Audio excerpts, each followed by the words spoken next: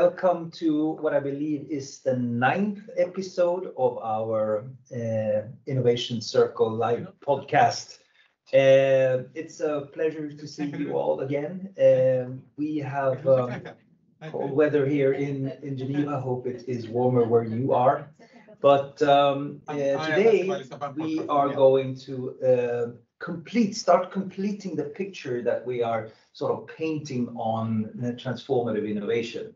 I tend to like to see myself as we're building kind of a big jigsaw puzzle that sooner or later, by putting different pieces and different dimensions on the topic, we will slowly try to understand or get to a higher level of understanding of what we're really talking about.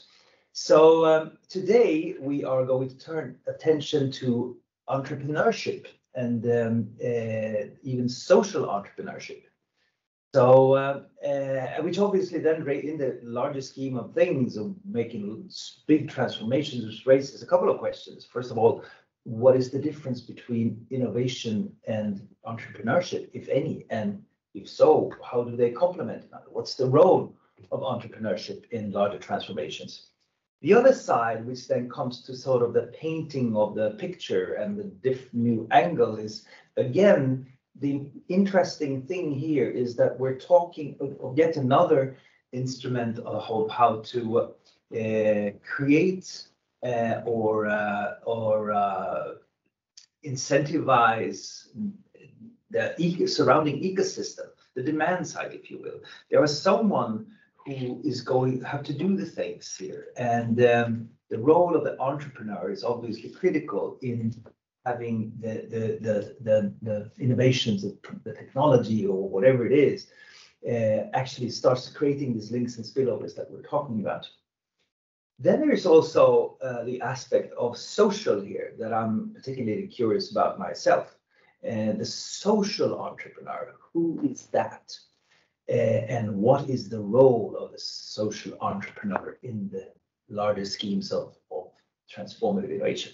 So for that reason, I have the pleasure of having Immanuela directing or moderating this conversation with Maja Andjelkovic. And I will just let Immanuela loose, because that is probably the best way of doing it. Thank you very much, Mikael, and welcome to everyone in the room, but also online. It's a pleasure to see you all again. And yeah, just latching on to what Mikael said, it's a pleasure to be moderating today's session on social entrepreneurship, an important aspect to consider when we're talking about transformative innovation. So yeah, many thanks to Maja Andjelkovic, who is a team leader for innovation and entrepreneurship at the World Bank. And as we understand, based in Washington, D.C. So welcome, Maja. Thank you. Thank you for having me. Excellent. So we were just already, as Mikael already started alluding to, maybe we can get started with the conversation and take a few minutes to better understand how we define social entrepreneurship and what sort of elements this entails. So my first question to you, Maja, what do you understand as entrepreneurship, or you and your colleagues understand as entrepreneurship, and what specifically is the difference between innovation and entrepreneurship, and how do they link to each other? Oh, a lot to unpack there. So in my mind, entrepreneurs are individuals who mobilize resources for change. And so I think often you hear entrepreneurs being defined as agents of change.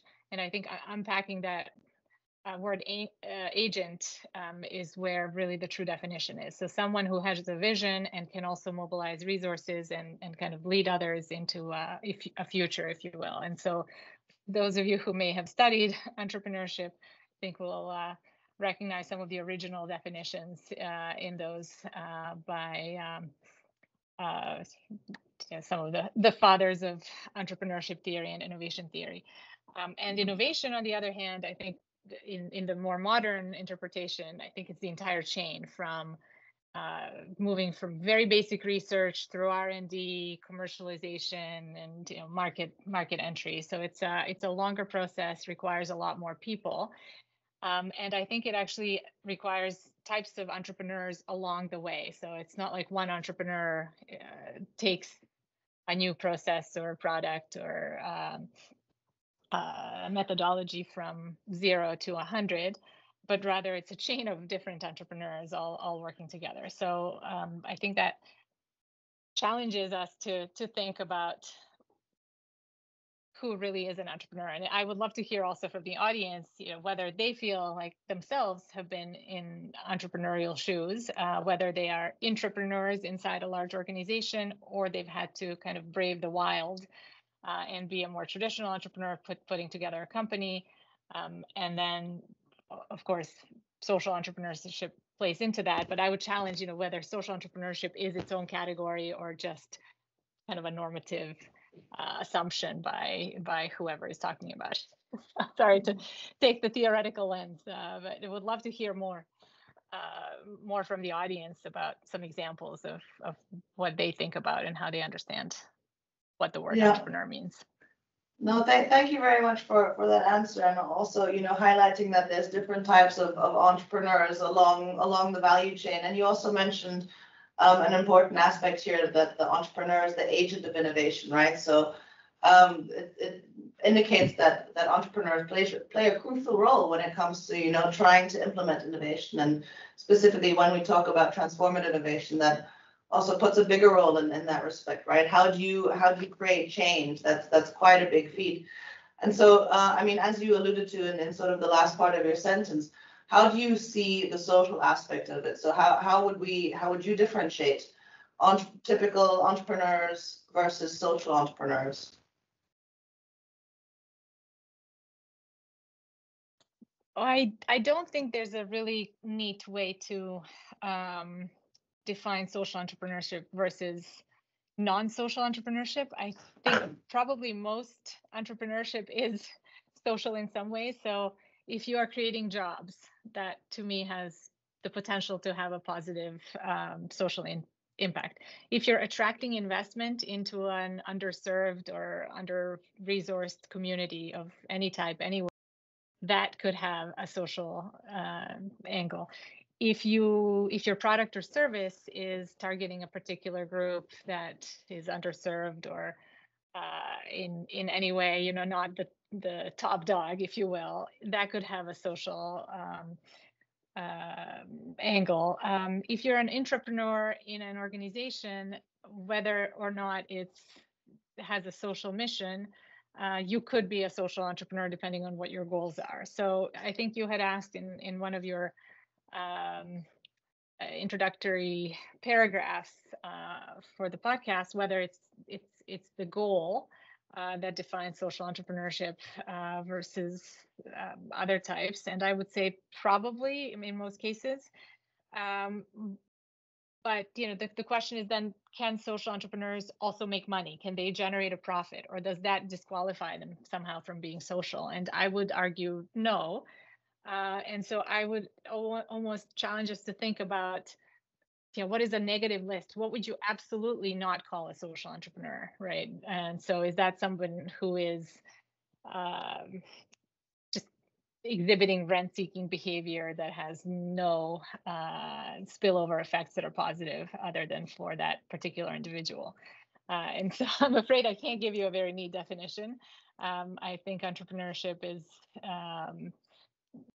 in its nature a social activity.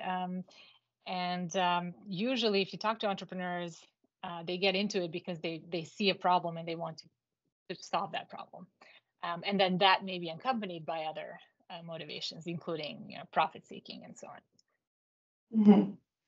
Yeah, and interesting. So it's basically, trying to find ways also maybe how to combine the two, right? So creating sort of an economically viable model by focusing on solving real life problems and bringing real life solutions.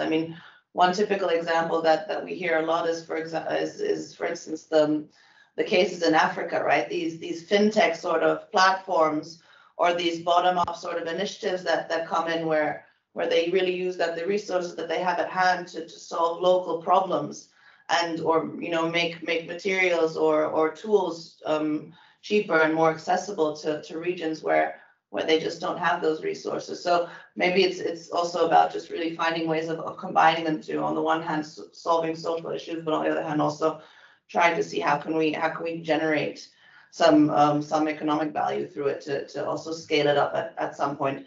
So maybe moving on to the second question, and a little bit what I already alluded to. How do you see the role of social entrepreneurs when it comes to large-scale transformations? I mean, when we talk about really socio-technical system changes, how do you believe social entrepreneurs could help us towards these ambitions, driving transformative change, essentially?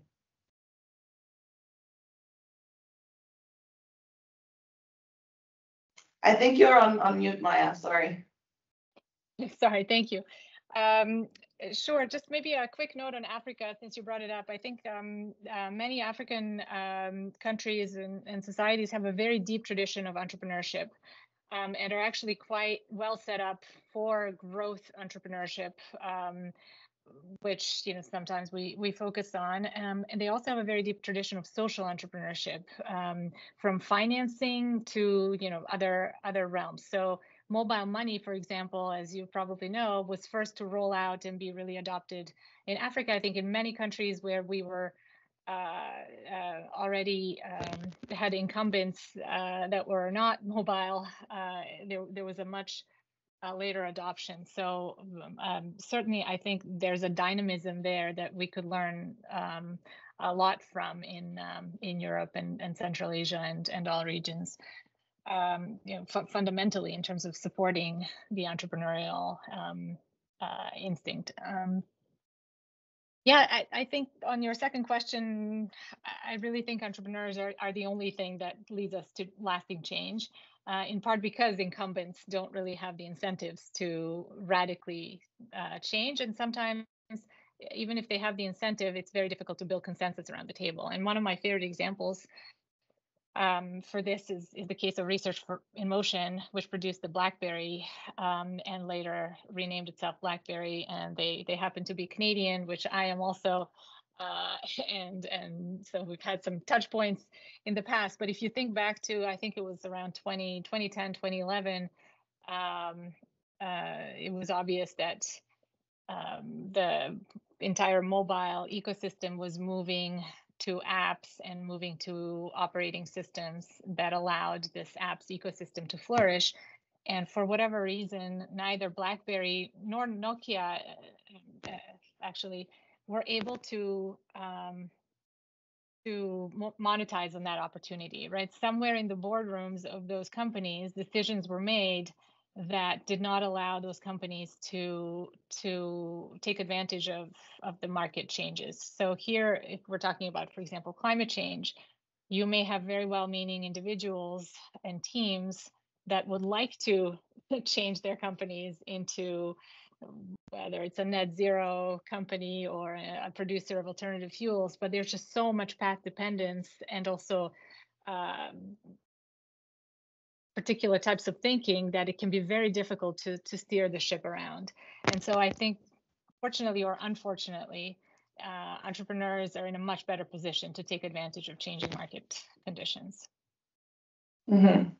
Yeah, so they're also, as I understand, they're also really good at identifying really where the demand is, right? So the awareness of sort of social and environmental issues that need to be solved, but also have the potential of really scaling up their initiatives, right? Usually they go into these kind of initiatives in order to have a larger impact. And also another, I think, interesting part of social entrepreneurship is that they bring a lot of parties together and really try to foster collaboration on certain initiatives, because I mean, usually the challenges that they aim to address, I mean, it concerns a lot of different stakeholders and parties. So yeah, it's interesting to hear that, that indeed we will need the social entrepreneurs if we really want to tackle these challenges that we face, but also initiate the transformative change that we hope will happen. It's also, I think, a lot about, because when we talk about the entrepreneurs, it's a lot about the experimentation that they do, right? So we don't know where we're heading. We don't know what solutions will be the best to our challenges, but at least the social entrepreneurs, they have a way of experimenting, trying out, testing, prototyping, and again, leading up to the scale up, finding the most viable and most accepted solution to the problem.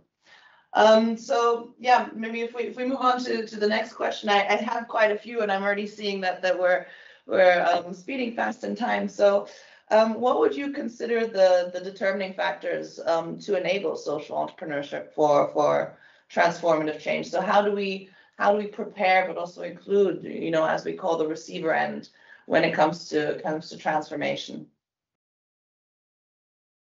I think ensuring that resources are available to entrepreneurs is at the heart of it.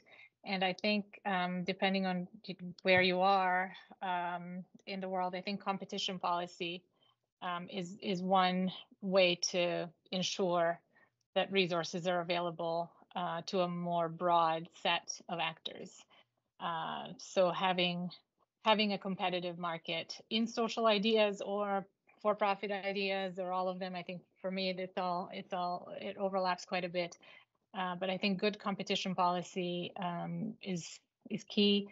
And then of course, all the other things, accessible education, being networked globally, so not being isolated. All of that, I think, is a way to get to the resources. So not concentrating resources in a way that prevents entrepreneurs with good ideas from accessing. That said, once you have a competitive environment, then you will get some people who turn out to be better at putting resources together and growing faster. And I think it's also important to support them and to support that growth and not kind of cut them down back to the average. And I think that can sometimes happen through well-meaning policy as well. Mm-hmm. It's a very interesting point that you mentioned here, because we attended the World Circular Economic Forum last week, and there we received actually quite similar messages. So we had a discussion on sort of how can circular platforms facilitate the circular economy transition, and there actually someone from the EU pointed out that transitioning to the circular economy, it's very much an industrial policy question, right? You need to focus on the competitiveness of these initiatives that come up, because at the end of the day, people that engage in these activities, they need to be able to receive value from what they do in order to motivate them to continue doing. So competitiveness, I think, and especially in when we talk about sustainability, is maybe oftentimes overlooked. So it's thank you very much for making that point.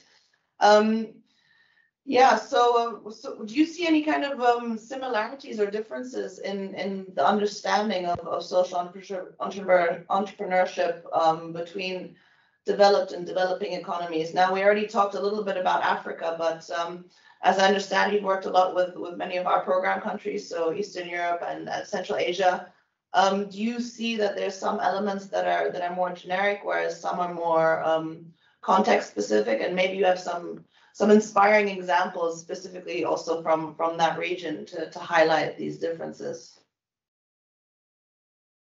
I think access to resources definitely can be one category where there are differences. I'm not sure one can make a neat delineation between developing and developed countries, because there's just so much variety, and I think it would be very, very hard to say, even within a country, what is a lagging region and what isn't.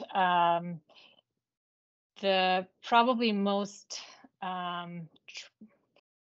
visionary entrepreneur I've ever met is Mustafa Nadoya from Senegal, who I met in 2010, and he was building a hospitality solution for hotels, for high-end hotels, that I have yet to see anywhere in the rich world. And he's exited his company, and he's working on his second company called Chargel, which is a trucking logistics company. So I do think that talent and drive are totally evenly distributed. And I think the more you travel around the world, the clearer that becomes. I do think there's something about a demonstration effect. And this, I think, also goes back to the kind of African tradition of entrepreneurs. I think just seeing other people being entrepreneurs around you is highly motivating. So I think having that demonstration effect is important. And going back to the BlackBerry case, there are other industrial cases where you could say some companies have been able to turn around. So if you look at the electric vehicle market in the US, if you look at the very beginnings in the 1900s, the auto industry had the electric motor, but never transitioned because of battery efficiency, but also kind of pad dependence and the gasoline market and its structure. Now, once we've had the demonstration effect of Tesla, most other major manufacturers have figured it out, but they, I think, learned a lot from an entrepreneurial activity and also had this demonstration effect to be able to hold up. So having that demonstration effect, I think, whether you're in a low-income country, middle-income country, or a rich country, is important. Mm-hmm. Yeah, thank you very much for that response. Again, demonstration effect also a very important aspect when it comes to it. So you pointed to it a little bit, but social entrepreneurs, they're seen, as you said, as inspirations, maybe sometimes even as role models that aim to tackle certain problems. But also what we like to say is that there's a difference between also invention and innovation, right? So I mean, a product, a technology can be invented, but that doesn't mean that it naturally transforms into innovation. So again, coming back to this really useful element of trying out, experimenting, and then, as you say, demonstration effects. That's how we get sort of the people to uptake a certain new technology and allow for these initiatives to scale up.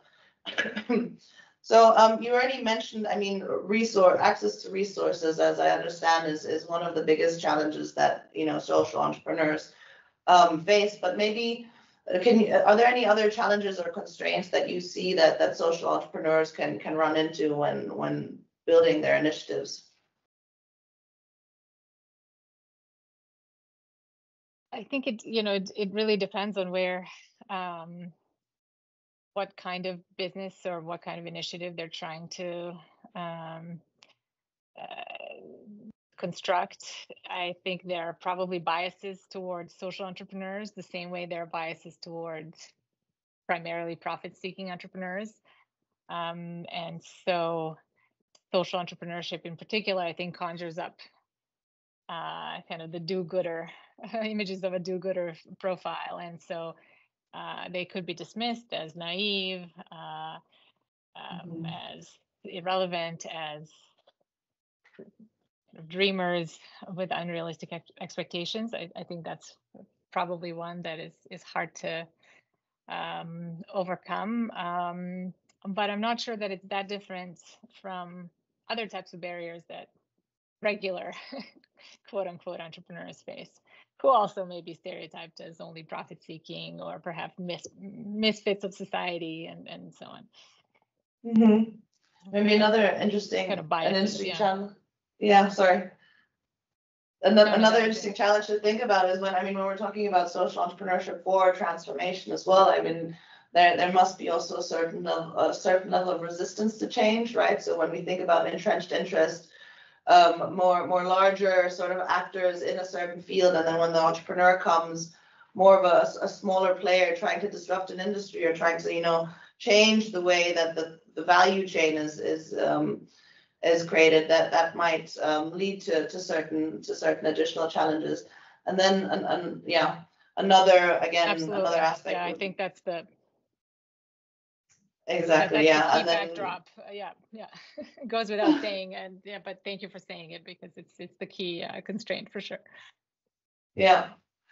Okay, great. So now thinking about sort of what the characteristics of social entrepreneurs are, and also what challenges they face.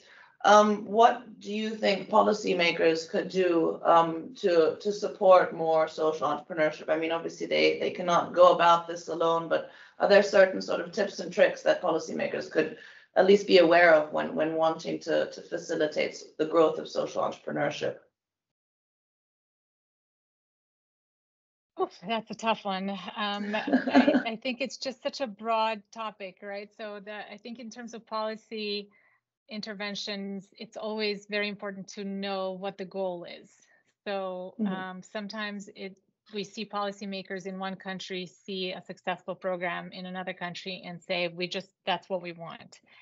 And so our advice is normally to say, okay, but why? Why that versus something else? And what is it that you actually want as an outcome? And how can we help you then go back to the drawing board and see this great example as possibly one tool, or adapt to your. So I really think it's hard to advise on this topic without having a very specific goal in mind, and a case.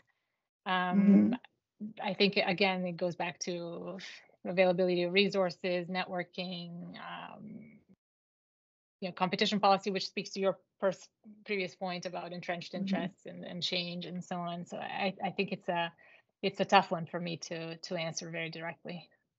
Maybe if I could just add some personal reflections on that as well, because I think when it comes to social entrepreneurship, another interesting factor is how to measure the impact, right? Because when we're talking about social entrepreneurship, it has an impact on not only sort of the profit side, but how do you measure the impact of that it can have in other areas and fields, and then also with that being able to attract resources and sort of be able to scale up these kind of things. So I don't know if you have any experience in terms of measuring impact or measuring performance when it comes to social entrepreneurship.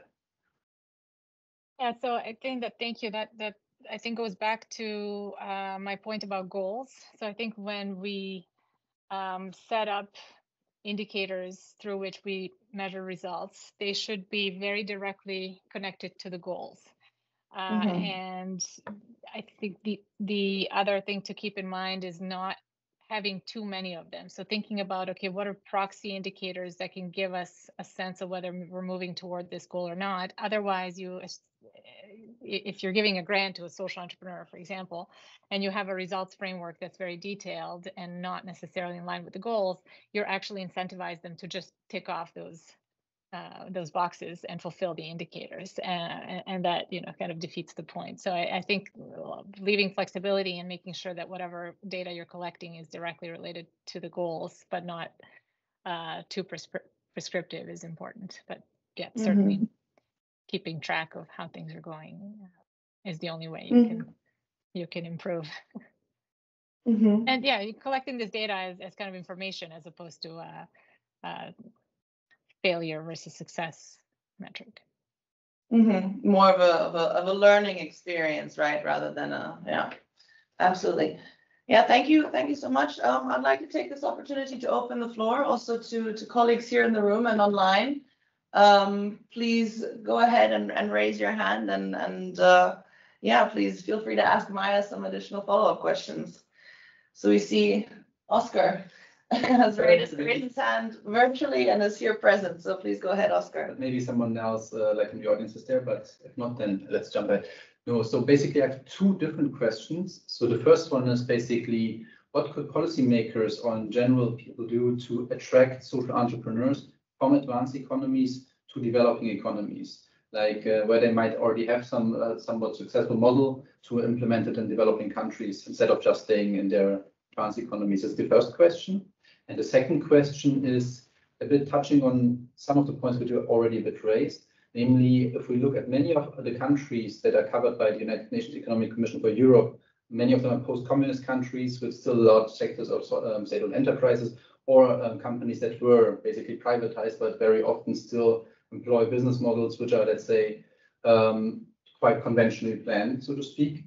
In those environments, talking about the point of entrepreneurship, which you mentioned, what could be done by policymakers or even within those firms to incentivize disruption, so to speak? I mean, it's a quite tricky one, I can already see, but nonetheless, I think it would be a key question for many of our countries. Many thanks. Please go ahead, Maja. Maybe the first one was, how do we bring entrepreneurs from the advanced economies into developing economies? Yeah, so on that one, I think I can speak with a little bit of experience. I think looking at diaspora communities and linking through diaspora communities to their colleagues can often work quite well. So we for example, sometimes design programs that incentivize collaboration between researchers in one country and researchers where they have diaspora communities present. The interesting part is that it's not usually, or not always, the diaspora researchers that collaborate with the in-country researchers, but it's the colleagues of the diaspora researchers. So somebody just happens to be sitting next to somebody else, but it's that diaspora member that kind of acts as almost like a switchboard. So involving the diaspora, I think, can be quite good. Exchange programs have worked quite well.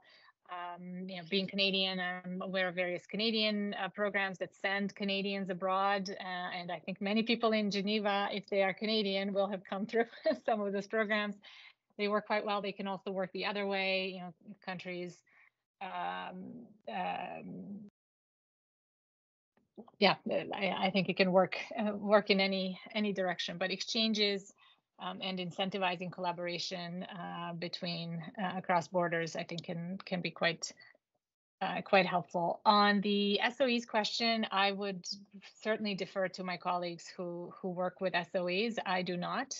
So if you'd like, I can follow up with a few colleagues who are quite well versed in SOE reform. I'm sure there are some inspiring examples, and I would love to hear them as well. But unfortunately, I don't have them. Thank you, Maja. Also, maybe a quick comment from my side on the response you provided, because I mean, we also work with countries like Armenia and Moldova, and there, I mean, looking at Armenia and the size of its diaspora, right? It shows great potential for sort of spurring not only investment into the countries, but also sort of a little bit more entrepreneurship, because we see the diaspora that exists around the world, many of which are seated in Silicon Valley, right? They're doing a lot. So there, the country, it really has the opportunity to tap into these resources and into these skills and the knowledge base. Exactly. So thank you very much for that answer. I would welcome anyone else from the floor or in the room. If you have any questions to Maja. Len, please go ahead. Thanks, Immanuela. And thank you, Maja. A very interesting conversation. Social entrepreneurship isn't an area that I'm that familiar with, so excuse the question might be a little bit stupid. I hope it's not. I'm interested in how social entrepreneurs deal with power. And I've picked up a couple of snippets here and there through the conversation in terms of if they can act as conveners. They're very good at spotting demand and opportunities there. But are there any other tricks of the trade that you've come across that a good social entrepreneur would have in dealing with a power structure that doesn't necessarily allow them to do what they think or what they want to do, pretty much?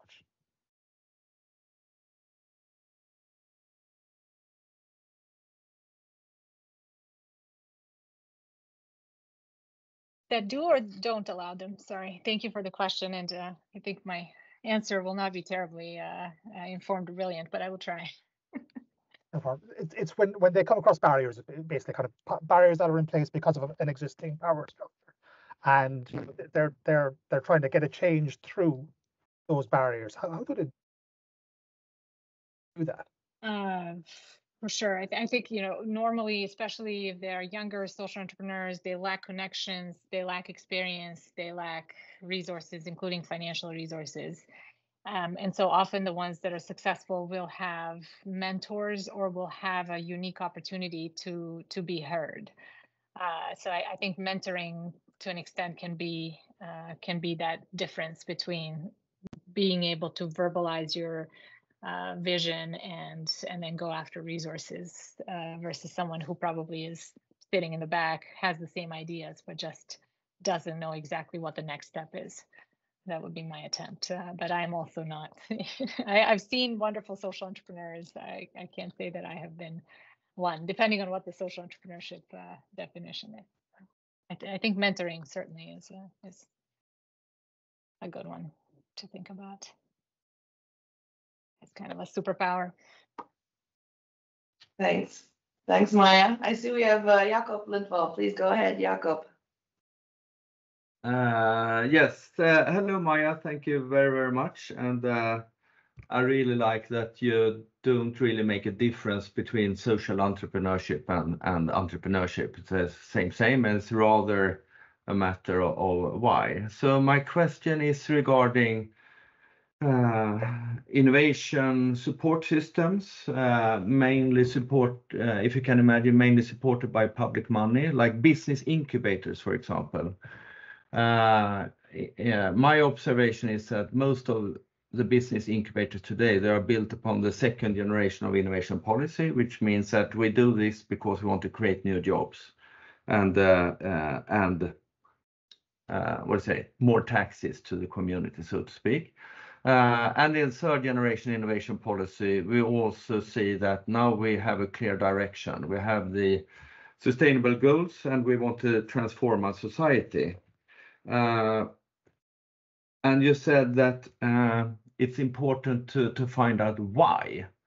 So my question to you is, can you see a trend when it comes, for example, publicly funded business incubation schemes, that they introduce new objectives to the incubation scheme? And do you see that they also introduce new metrics? So they follow up the startups on different metrics than traditional. So can you see any trends? Have you heard any discussion regarding it? Because I imagine it must happen as we speak. Thank you very much for the question and for being here. It's definitely a very interesting one. I fear that my answer will be between the first and second generation versus second and third, but I will try. I think one of the lessons that probably we have learned is that business incubators can be extremely effective, but can easily fall into the real estate business trap.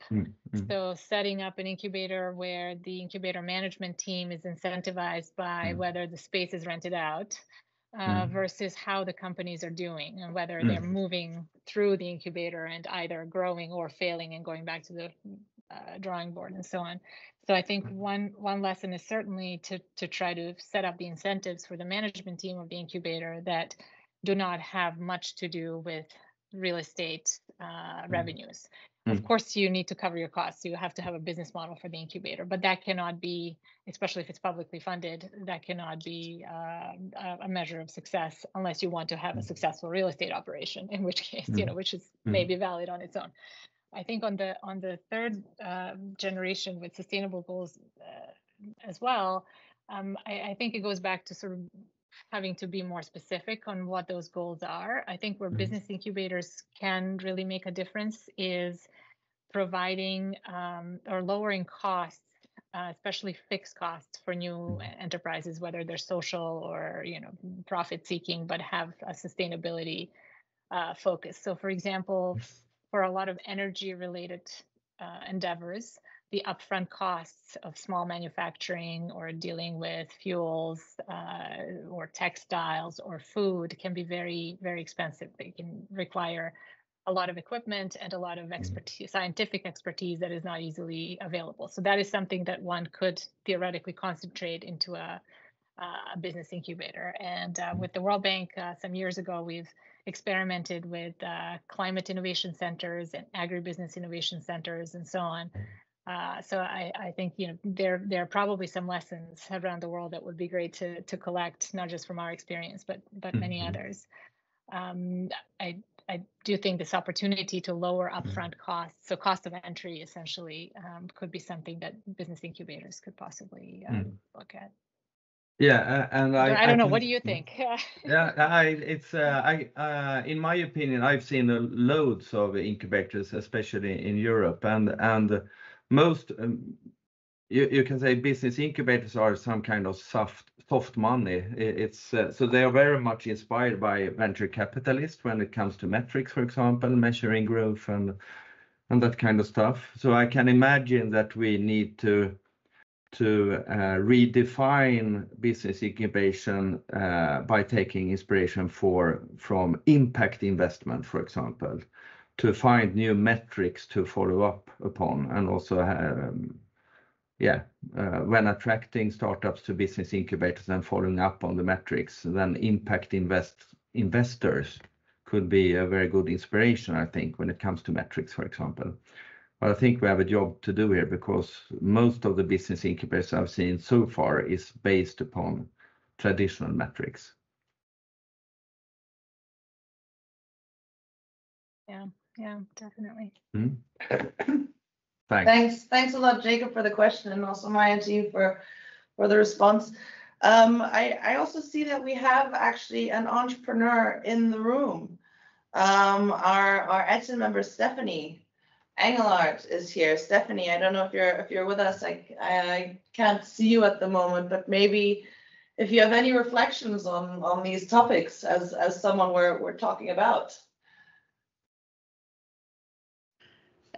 Hi. I had my kids in the room, so I was a little bit distracted now. So I'm not quite aware of the question. Sorry.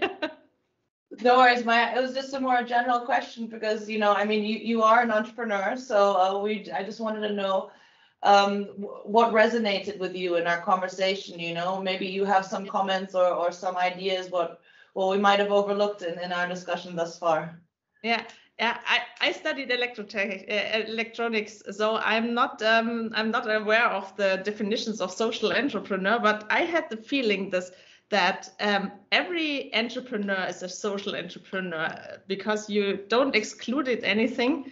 So I had the question in my mind, if is defense also social, because I know it's about weapons and stuff like that, but it's also to protect our values, and in Europe it's quite near with the war in Ukraine.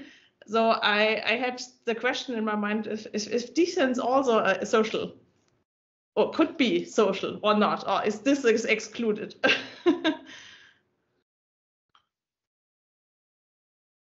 Maja, your thoughts on this? You started us off with what is not social entrepreneurship. So did Stephanie maybe hit the spot here, or what do you think? I think it's a very provocative question. I don't think I can answer it. So, for example, the World Bank does not work at all in anything related to weapons or production of spirits, of alcoholic spirits. Is production of alcoholic spirits a social entrepreneurship example? One could argue either way.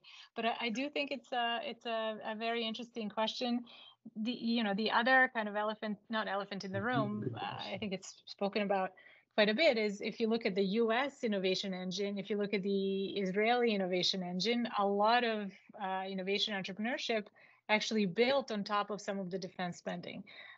So I think it deserves a separate podcast, maybe.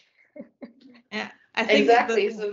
I'd love to hear more about also, Sorry, I think also for social entrepreneurs there could be a dual use. So one military guy told me the easiest thing who have a dual use is a pencil. So every stuff could be used in a different way. So yeah, I think maybe there is no fixed border for. Yeah. I think for public policymakers, it's also about just managing risk and recognizing what risks you can manage and what risks are kind of beyond your reach. And so I think that's sometimes where you have to draw a line if you're in some of our shoes. But as kind of a societal question, I think it's a really interesting one. And I'd love to hear more about your business. I'm just going to maybe follow off with you separately. Thank you very much, Stephanie, for this thought-provoking question, and I think it'll leave at least all of us with some food for thought after this. And as you say, Maja, maybe prompt another podcast episode. But I'd like to hand over to Mikael with another question. Yeah, no, I thought it was an excellent question, Stephanie. I thought it was great, and let me back up a bit. Just I worked as a science counselor in Brazil for 8 years, where the whole business was at the time was when the Saab, the Swedish defense maker, sold 36 airplanes, fighter jets to Brazil. And that's still going. That was a $5 billion US endeavor. And it was built around the co-creation or the co-construction, co-creation, if you will, development of a new generation of the same plane. And around that, we built a whole strategic partnership. And it's also we all know that innovation is very much based on, and the defense industry has been very much a model for that. But the whole point was use this aircraft business, this defense project, as leverage into what was a strategic partnership, where the whole thing was to get sort of social benefits and actually spur entrepreneurship in other areas.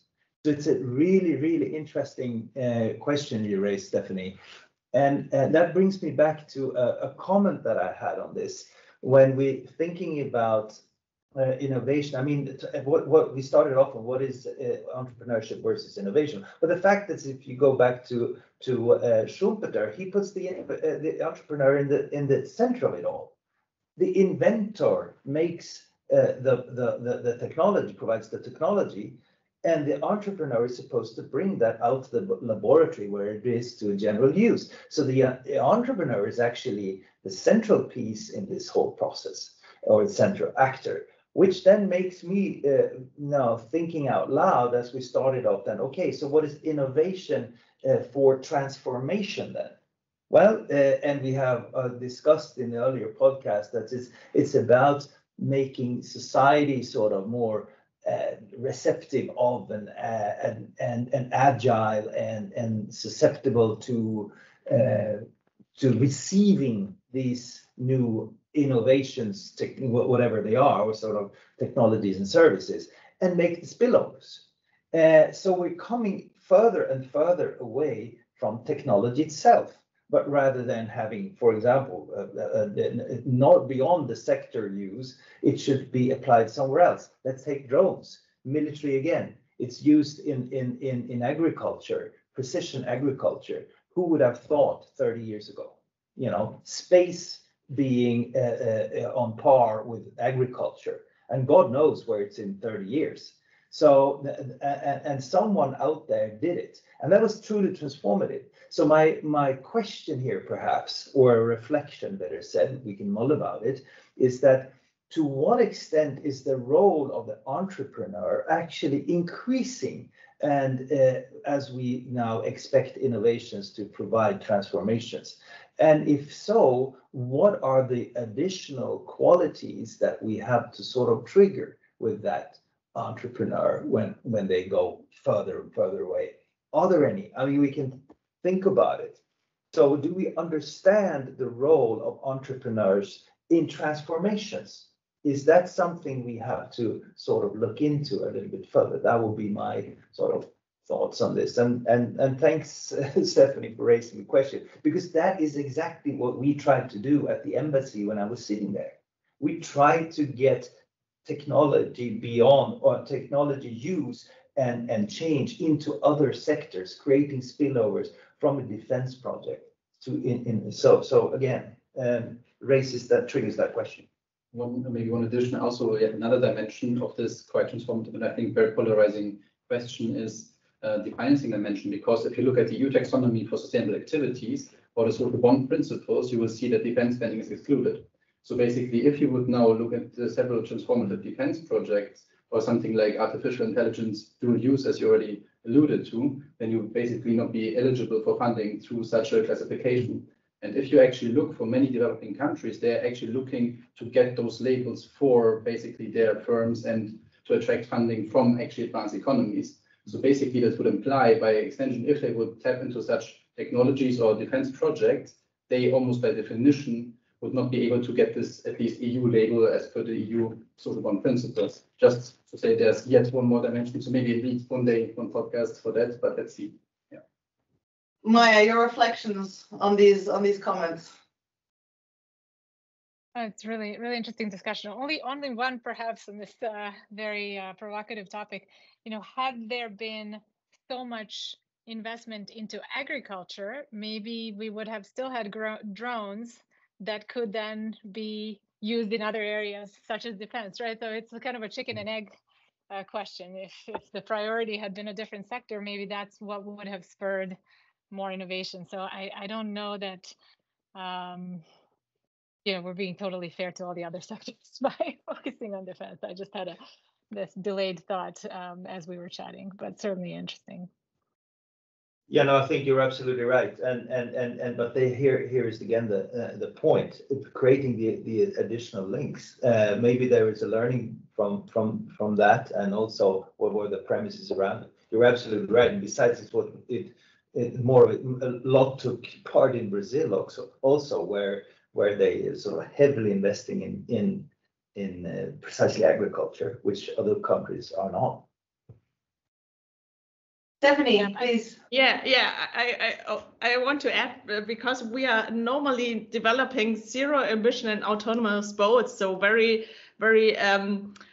social, but also economic innovations. But I had some days ago discussions about dual use for zero emission boats, but also drone boats. And so now I had this thinking, but normally our main focus is decarbonizing of the shipping industry. So I want to clarify that. Just for the record. Excellent. Yeah. Maja, any further reflections on this? I really love to connect on the shipping decarbonization, but I will try to connect separately. No, thank you so much for all the interesting thoughts. I think not to use a Hollywood trope too seriously, but I think follow the money is one way to figure out where the innovations will come from. I hope that for this transition to a more sustainable world, we'll actually be directly investing into it versus having to wait for the spillovers from other areas. So maybe I'll leave you with that. Mm-hmm. Excellent. No, this was a great conversation. Thank you very much for your insightful responses, Maja, and also to those participating in the room and online for all the insightful questions. And Stephanie, also for your provoking question. We'll see how we continue this discussion later on. But as it is an Innovation Circle episode, as most of you know, we're going to switch over to the game segment now, where we get to know you a little bit better, Maja. So I will ask my colleagues to project the 3 statements as per usual. So just as a recap, one of these statements is true and the other 2 are false, and we would invite the participants here in the room and online to guess which one is the truth. So I'll just read them out while you guys are voting. The first is, before the World Bank, I was a tour guide in Patagonia. My first job was building a startup during the .com crash.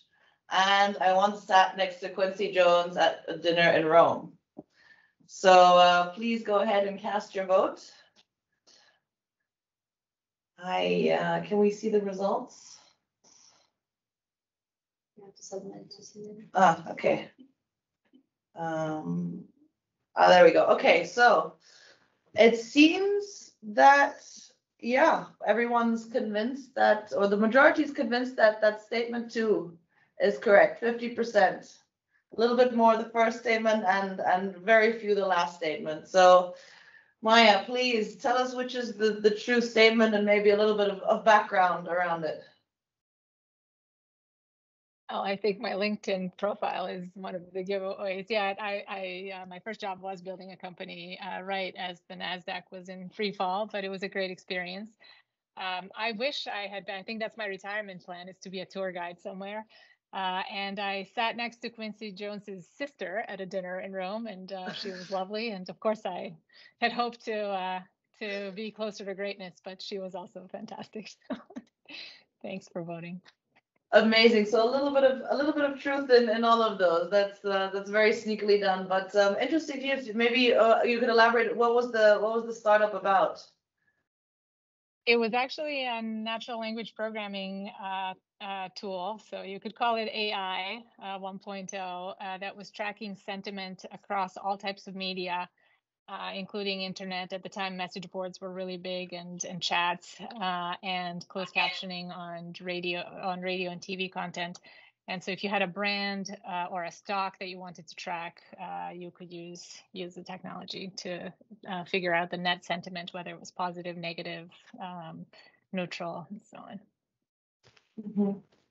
Very, very impressive. I mean, if anything, a learning experience, which probably got you to where you are today. So thank you for sharing this with us. And with that, I think we'll close today's episode. Thank you, everyone, for joining. Thank you very much, Maja, for your attendance and for your great responses and cooperation. And yeah, we look forward to seeing all of you very soon at our 10th episode, which will be about me. So exactly. I will take the liberty of promoting myself as a closure. We will actually have another an episode that takes yet another angle on this. We've been talking very much about Europe and our sort of neighbors and how we EU policies, and given that we sit at UNECE. But what we will try to do now in the next episode is actually to have someone from the outside commenting on what's happening in our world, the way that we work with it. And that's George Arbash. He's the vice president of the South American Development Bank. His portfolio is private investment. So and he's also a full professor in innovation at the University of Brasilia. And he will talk about how he looks upon what we're doing, and how from his position and others. And he will also talk about energy and the making. I mean, Europe is, we're talking about systems. We are also in a global system. So what kind of new relations will we see coming over? Building on energy, he will introduce something that they've been developed called power shoring. We'll hear more about that next in 2 weeks. Actually on the Tuesday. It's a Tuesday because of George's agenda. We had to put it on the Tuesday 7th. Feel welcome. Looking forward to seeing you there, and wishing everyone a great afternoon, day, wherever you are. Speak to you soon. Thank you for joining.